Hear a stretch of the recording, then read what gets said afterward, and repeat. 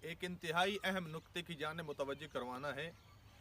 مومنین، اللہ نے جو بھی انسان پہ احکامات لاگو کیے ہیں، چاہے وہ واجبات کی صورت میں ہوں، مستحبات کی صورت میں ہوں، محرمات کی صورت میں ہوں، یا مکروہات کی صورت میں ہوں، یا مباحات کی صورت میں ہوں، انسان کا کوئی نہ کوئی فائدہ اس میں اللہ نے ضرور رکھا ہے۔ یہ اللہ کی حکمت ہے۔